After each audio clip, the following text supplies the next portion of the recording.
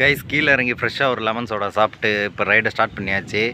இப்போ டேரெக்டாக நம்ம கொடைக்கானல் தான் போகிறோம். ஸோ கொடைக்கானல் போயிட்டு எப்படி இருக்குது, என்ன பிளேஸ் முடிஞ்ச அளவுக்கு கவர் பண்ணுவோம். இல்லை அப்படின்னா நேற்று நைட்டே தூக்கம் இல்லை. ஸோ முடிஞ்ச அளவுக்கு போயிட்டு அங்கே ரூம் எடுத்துகிட்டு ஸ்டே பண்ணுற மாதிரி தான் இருக்கும். நாளைக்கு தான் மேக்ஸிமம் பார்க்குற மாதிரி இருக்கும்.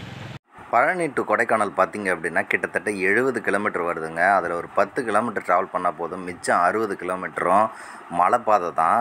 ஸோ எப்படி இருக்குது அப்படின்னு சொல்லிட்டு நம்ம உள்ளே போய் பார்க்கலாம். பழனியில் முருகனை தரிசிச்சுட்டு அதுக்கப்புறம் டேரெக்டாக நம்ம இடுமன் கோயிலுக்கு தாங்க போனோம். அந்த வீடியோவை நான் உங்களுக்கு தனியாகவே போடுறேன். அது ஒரு ஸ்பெஷலான வீடியோவாக இருக்கும். அதில் கண்டென்ட் அவ்வளோ இருக்குது. ஸோ அதை நான் உங்களுக்கு தனியாக போட்டு விட்றேன். கைஸ் கரெக்டாக கொடைக்கானல் அந்த மலை மேலே ஏற ஆரம்பிச்சிட்டோம். அந்த ஹேர்பின் பெண்டு வர ஆரம்பிச்சிருச்சு. நம்ம கரெக்டாக ஒரு 4வது ஹேர்பின் பெண்டில் இருக்கோம். ஸோ எப்படி இருக்குன்னு சொல்லிட்டு பார்க்கலாம்.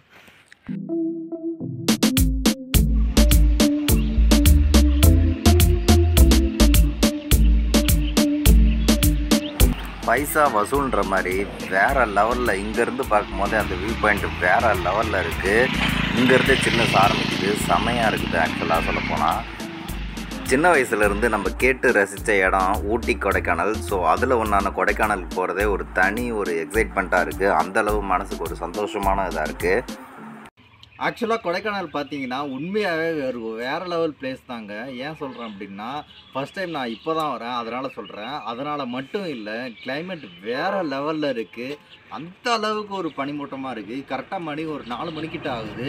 நம்ம எப்படியும் போய் ரூம் தான் எடுப்போம்னு நினைக்கிறேன். அந்த அளவுக்கு ஒரு பனிமூட்டம் சான்ஸே இல்லைங்க. வேறு லெவலில் இருக்குது. கண்டிப்பாக கொடைக்கானல் எல்லாருமே லைஃப்பில் மிஸ் பண்ணாங்க. கண்டிப்பாக ஒரு தடவை வந்து பாருங்கள். அந்த அளவுக்கு இடம் செம்மையாக இருக்குது. கரெக்டாக இங்கேருந்து ஒரு 20 கிலோமீட்டர் இருக்குது. இந்த ஸ்ட்ரெஸ் எப்படி அடிக்க போகிறோன்னு தெரில. ஆனால் கிட்டத்தட்ட ஒரு 60 கிலோமீட்டர் ஸ்டார்டிங்கே ஒரு மலைப்பயணம் மட்டும்தாங்க. அந்த அளவுக்கு சூப்பராக இருக்குது. நீங்கள் கண்டிப்பாக கொடைக்கானல் பிளேஸ் அப்படின்னே சொல்லலாம். கைஸ் நிறைய பேர் சொல்லி தான் கேள்விப்பட்டிருக்கேன். இப்போ தான் நான் நேரில் பார்க்குறேன். வேறு லெவலில் இருக்குது. அது என்ன இடம் அப்படின்னா, கொடைக்கானல் ரீச் ஆனதும் நம்ம எந்த இடம் பார்க்குறோமோ அந்த இடம் தான். சில்வர் ஃபால்ஸ் தான். வெளி நீர்வீழ்ச்சிக்கு தான் வந்திருக்கும். ஸோ பாருங்கள் அது எந்த அளவு அழகாக இருக்குது அப்படின்னு சொல்லிட்டு. ஆக்சுவலாக இப்போ ஃப்ளோ கொஞ்சம் கம்மியாக தான் இருக்குது. பட்டு சான்ஸே இல்லை, வேறு லெவலில் இருக்குது. வணக்கம் நண்பா. இப்போ எங்கே இருக்கோம் பார்த்தீங்க அப்படின்னா, கொடைக்கானல் என்ட்ரு ஆனதும் இருக்கிற ஒரு மெயினான ஒரு டூரிஸ்ட் பிளேஸில் தான் இருக்கும். வெள்ளி நீர்வீழ்ச்சி, அதாவது சில்வர் ஃபால்ஸுன்ற ஒரு இடத்துல தான் இருக்கும். நிறைய யூடியூப் சேனல்லையோ நிறைய வீடியோஸ்லேயே பார்த்த இடம். ஆனால் இப்போ நம்ம நேரில் வந்து பார்க்குறதுக்கு அந்த அளவு அழகாக இருக்குது. அந்த வியூ எப்படி இருக்குங்கிறது நீங்களே பாருங்கள். பார்த்துக்க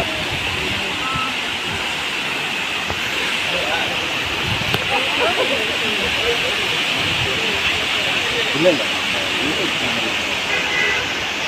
சேனல்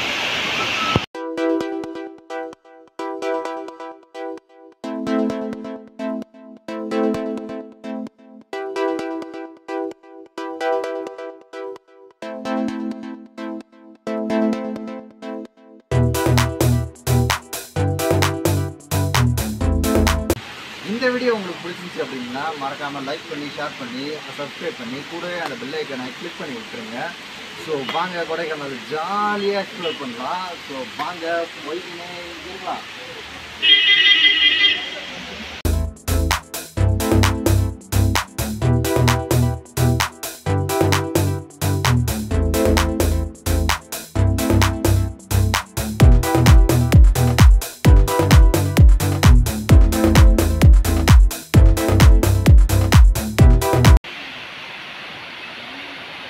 ஒரு வழியாக நம்ம அருண் பார்த்திங்க அப்படின்னா இந்த கேட்டு மேலே உட்காந்துட்டு இருக்கான். அவன் பண்ணுற சேட்டைகளை மட்டும் தாங்கவே முடியல. அந்த அளவு ஒரு சேட்டை பண்ணுறான்.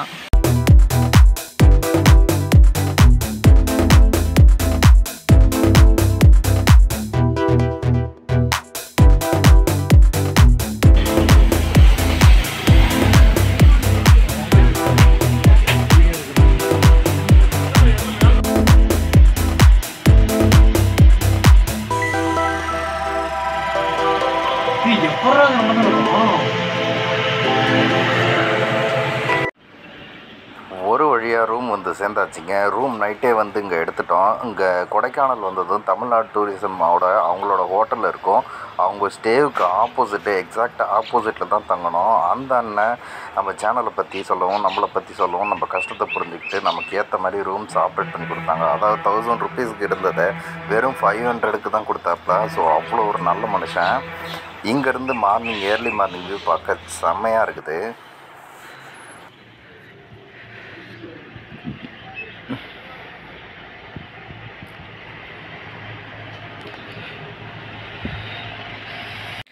வணக்கம் நண்பா. கரெக்டாக மணி 8 கிட்ட ஆகுது. இப்போ தான் அடிச்சு பிடிச்சி எழுந்தோம். எழுந்திரிக்கவே முடியல, அந்தளவுக்கு பனியாக இருக்குது அப்படின்னு சொல்லிட்டு. ஏன்னா ஒரு நைட் ரெஸ்ட்டு இல்லாமல் தான் வந்திருந்தோம். ஸோ அதனால் நல்லா தூங்கிட்டோம். இதுக்கப்புறம் தான் நிறைய பிளேஸை நம்ம சுற்றி பார்க்கணும். ஸோ எப்படி இருக்குன்னு சொல்லிட்டு போய் தூங்கலாம். ஃபஸ்ட்டு ஒரு டீயை குடிச்சிட்டு அதுக்கப்புறம் ஃப்ரெஷ்ஷாக ஸ்டார்ட் பண்ணலான்னு இருக்கோம். அதுக்கப்புறம் தான் ஃப்ரெஷ் ஆகணும். ஃப்ரெஷ் ஆகிட்டு அதுக்கப்புறம் தான் கிளம்பணும். எப்படியும் ஒரு 9:30 ஆகிடும்னு நினைக்கிறேன்.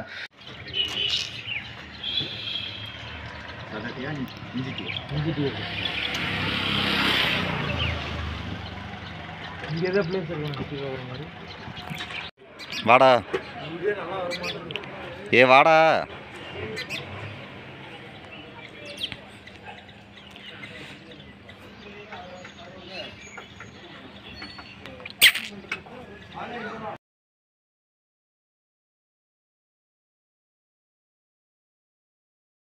நாங்கள் இருந்த ரூம் பக்கத்திலே டாக்ஸி டிரைவருக்கான அசோசியேஷன் போர்டு இருந்துச்சு. அந்த போர்டில் நம்ம அப்துல் கலாம் ஐயாவும் மதர் தெரேசாவும் பார்க்குறதுக்கே உண்மையாக ஒரு சோல்ஃபுல்லாக இருந்துச்சு. அதெல்லாம் விட பெரிய விஷயம் இது தான்.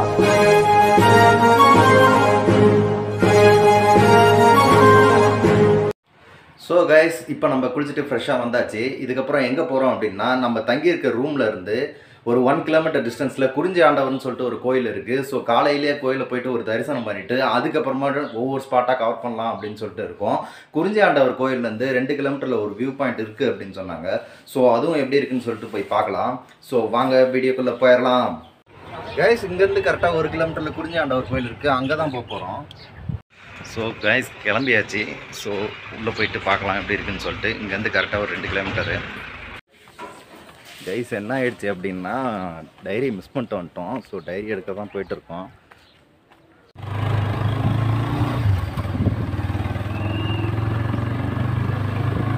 ஒரு வழியாக அடித்து பிடிச்சி ரூமை விட்டு கிளம்பியாச்சு. ரூம் விட்டு கிளம்புறது சாதாரண விஷயம் இல்லை போலங்க. எங்களை மாதிரி ஆளுங்கெல்லாம் கிளம்புறது உண்மையாகவே ஒரு பெரிய விஷயந்தான்.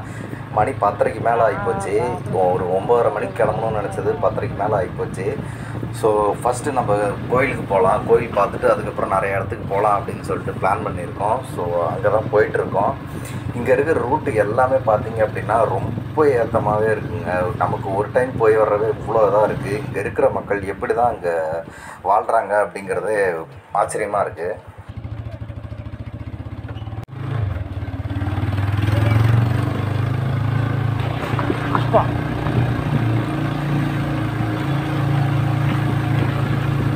கேட்டுட்டாங்களா பாரு, அந்த யானை இதெல்லாம் மாட்டிச்சிருந்தாங்க.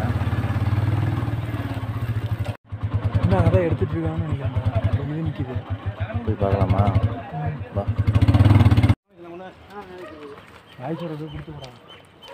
போ கைஸ், இங்கே பார்த்தீங்கன்னா கரெக்டாக வெள்ளையப்பன்ற தேட்டருக்கிட்ட ஒரு மாடு ஒன்று மாட்டிக்கிச்சான் கேட்டில். கால் வேறு உடஞ்சிருச்சான். ஸோ அதுதான் எப்படின்னு சொல்லிட்டு பார்க்கலாம் அப்படின்னு சொல்லிட்டு போயிருக்கோம். ரெஸ்கியூ டீம் வந்திருக்கு.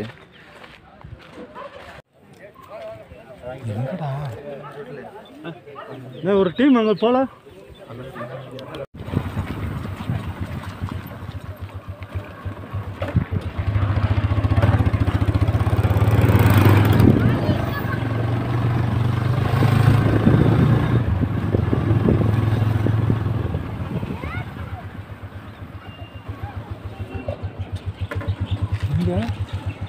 மயக்க ஊசி தான் சார் போகணும்.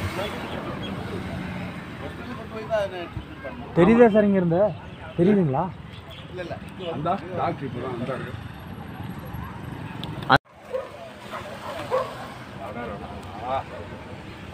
கீழே உருண்டு அது பாறை, செங்குத்து பாறை அந்த இடத்துல.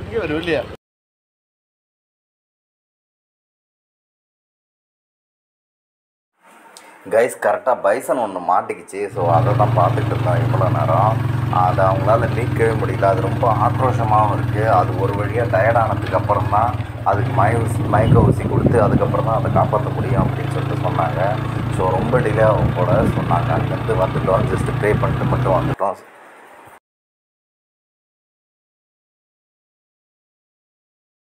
இந்த வீடியோ எப்படி இருந்துச்சு அப்படின்னு சொல்லிட்டு மறக்காமல் கமெண்ட் பாக்ஸில் தெரிய விட்டுங்க. இந்த வீடியோ உங்களுக்கு ரொம்பவும் பிடிச்சிருந்துச்சி அப்படின்னா மறக்காமல் உங்கள் ஃப்ரெண்ட்ஸ் அண்ட் ஃபேமிலிக்கு ஷேர் பண்ணுங்கள். நீங்கள் பண்ணுற ஒவ்வொரு சப்போர்ட்டுமே எங்களுக்கு ஒரு பெரிய ஒரு ஹெல்ப்பாக இருக்கும். நெக்ஸ்ட் வீடியோ குறிஞ்சி ஆண்டவர் அந்த கோயிலை பற்றி தான் ஏகப்பட்ட விஷயம் இருக்குது. ஸோ நெக்ஸ்ட் வீடியோ மறக்காமல் பார்க்குறதுக்கு சப்ஸ்கிரைப் பண்ணி அந்த பெல் ஐக்கானை கிளிக் பண்ணி வச்சுக்கங்க.